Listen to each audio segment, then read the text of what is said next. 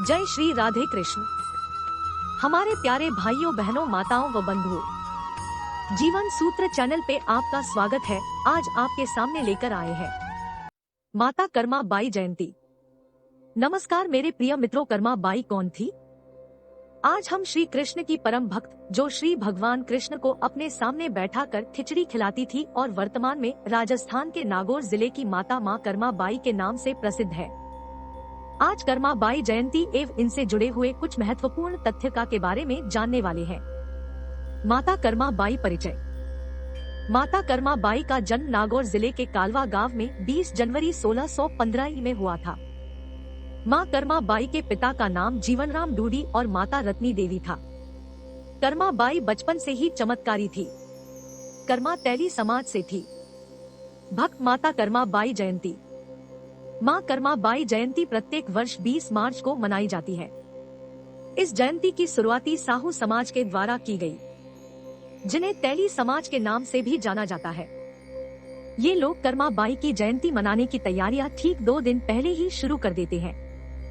मां कर्मा बाई जयंती के अवसर पर यहाँ के रहने वाले सभी तैली और अन्य लोग मंदिर में एक साथ इकट्ठे हो जाते हैं और सबसे पहले भजन कीर्तन, पूजा अर्चना और धार्मिक अनुष्ठान आदि करते हैं।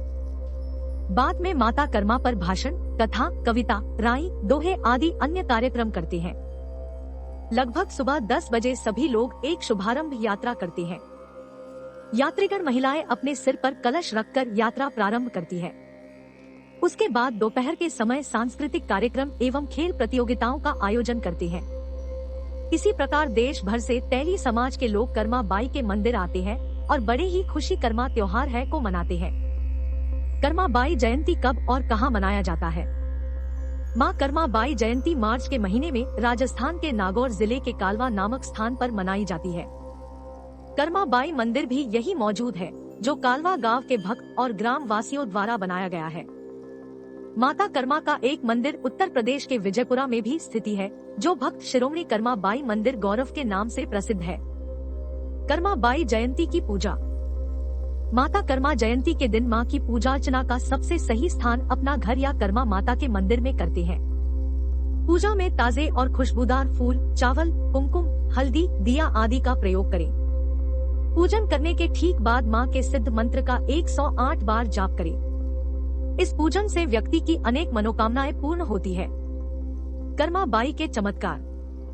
कर्मा बाई वास्तव में बचपन में ही बहुत चमत्कारी साबित हुई, क्योंकि जब कर्मा बाई का जन्म तभी वह हंसी और बाद में कालवा गांव में बहुत ही तेज आंधी, तूफान और बारिश हुई। इस प्रकार माता कर्मा बाई जयंती के दिन कर्मा और श्री कृष्ण भगवान के भक्त, श्रद्धालु आदि कई लोग बड़े ही धूमधाम से कर्मा जयंती को खुशी और उमंग के साथ मनाते हैं। भक्त माता कर्मा बाई का इतिहास।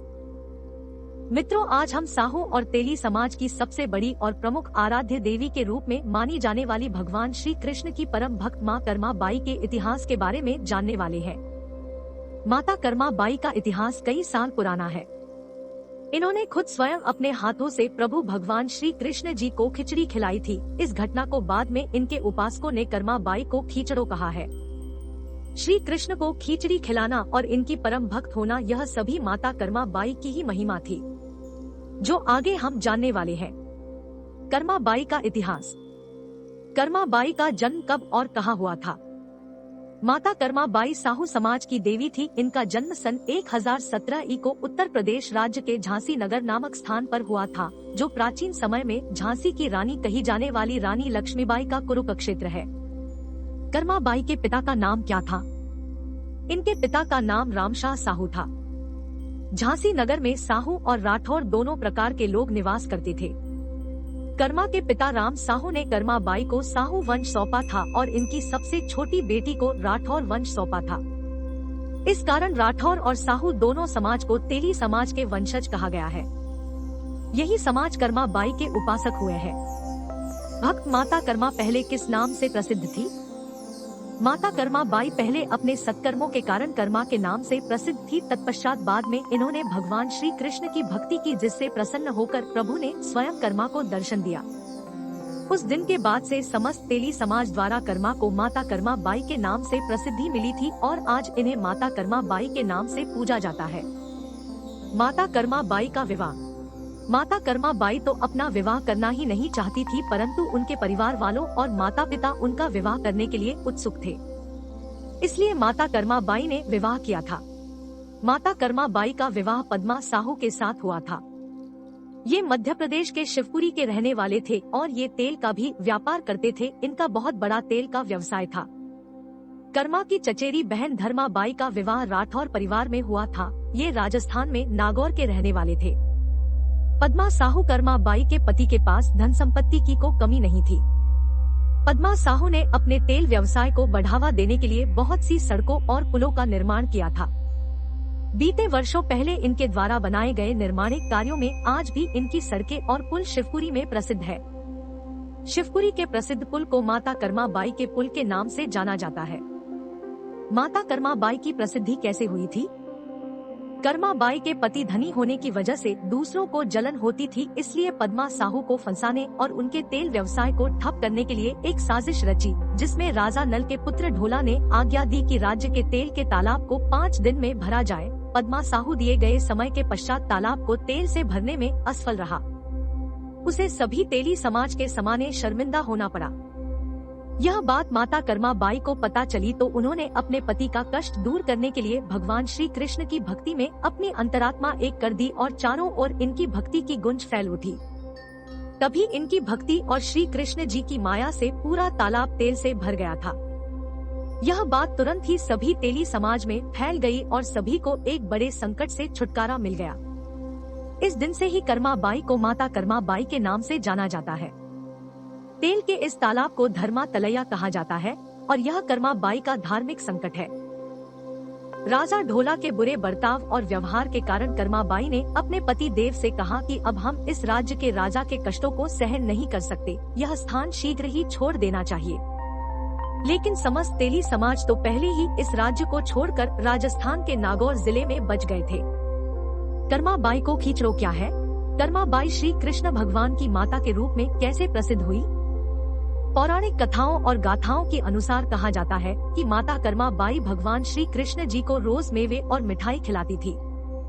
लेकिन एक बार इन्होंने मेवों की जगह स्वयं अपने हाथों से बनी खिचड़ी पकाकर खिलाई तो प्रभु को खिचड़ी बहुत ही स्वादिष्ट और अच्छी लगी। तब वे माता कर्मा बाई से बोले, हे माँ, यह खिचड़ी बहुत ही स्वादिष्ट और अच्छी है, आप मुझे रोज यही खिचड़ी खिलाया करो। यह सुनकर माता कर्मा बाई रोज अपने प्रभु के लिए खिचड़ी बनाकर लाती थी और प्रभु भगवान श्री कृष्ण जी इसे बड़े ही चाव खाते थे। इस प्रकार इस दयनीय लीला को कर्मा बाई को खींचड़ो कहा जाता है। कर्मा बाई को खींचड़ो। श्री भगवान जगन्नाथ के मंदिर में माता कर्मा बाई की खिचड़ी का भोग क्यों लगते हैं? माता कर्मा बाई जगन्नाथपुरी में रोज सुबह सुबह जल्दी उठकर बिना नहाए धोए श्री कृष्ण जी की भूख मिटाने के लिए खिचड़ी बनाती थी और कृष्ण जी को बाद खिलाती थी। एक दिन श्री कृष्ण के मंदिर का साधु कर्मा के यहाँ मेहमान बनकर आया। साधु ने माता कर्मा बाई को यह सब करते हुए देख लिया। साधु ने कर्मा से कहा, यह गलत है, आपको ऐसा नहीं करना चाहिए, पाप लगता है। कर्मा बाई फिर रोज नहाकर खिचड़ी बनाने लगी, जिससे खिचड़ी पकाने में देरी हो जाती थी और श्री कृष्ण को खिचड़ी खिलाते समय ही मंदिर के द्वार खुल जाते हैं। साधु ने जब द्वार खोलकर देखा तो श्री कृष्ण जी के मुख पर खिचड़ी लगी हुई थी। यह देखकर फिर साधु ने कर्मा बाई से कहा, आप पहले जैसे खिचड़ी खिलाती थी वैसे ही बनाकर खिलाओ। इस दिन के बाद से ही श्री भगवान जगन्नाथ के मंदिर में सबसे पहले माता कर्मा बाई की खिचड़ी का भोग लगाया जाता है। कर्मा बाई की भक्ति। माता कर्मा बाई के पिता एक महान भक्त थे। इन्हीं से प्रभावित होकर कर्मा बाई ने अपनी भक्ति की शुरुआत की थी। कर्मा बाई की आवाज बहुत ही प्रिय और मधुर थी। ये अपने बाल्यावस्था से ही मीरा बाई की तरह सुरीली आवाज में श्री कृष्ण जी के गुणगान करती थी। शायद इसी कारण श्री कृष्ण भगवान इनकी मधुर वाणी और इनके छंद कंठ से प्रभावित होते थे। माता कर्मा ने अपने भक्ति में कोई कमी नहीं रखी। कहा जाता है माता कर्मा बाई की मृत्यु 1634 में हुई, लेकिन यह समय सत्य है या गलत इसका अभी तक कोई पता नहीं लगा है। कर्मा बाई की मृत्यु जगन्नाथपुरी में हुई थी, क्योंकि जगन्नाथपुरी के मंदिर में सर्वप्रथम इनकी याद में इनका भोग लगाया जाता है। इस प्रकार माता कर्मा बाई ने अपने जीवन में भगवान श्री कृष्ण की भक्ति में मोक्ष की प्राप्ति की थी। उनकी माता बनकर उनका पालन पोषण किया और संसार में भक्ति की महारत हासिल की। माता कर्मा बाई की ऐसी महान भक्ति को मेरा सत नमन। आज की जानकारी में बस इतना ही मेरे प्रिय दोस्तों और माता कर्मा बाई के महान यूं तो उम्मीद करती हूँ कि आपको माता कर्मा बाई का इतिहास संबंधी जानकारी अच्छी लगी होगी। साथ ही आपको यदि मेरी जानकारी पसंद आए तो अपने दोस्तों में जरूर शेयर करें। धन्यवाद। बंधुओं, आपको हमारी सुनी अनसुनी कहानियाँ एवं कथाएं पसंद आए तो अपने मित्रों के साथ शेयर करें, लाइक, कमेंट और साथ ही सब्सक्राइब करें और साथ में दिए गए बेल बटन को दबाएं ताकि हमारे चैनल पर आने वाली वीडियो की नोटिफिकेशन आप तक पहुंच सके। जय श्री राधे कृष्ण।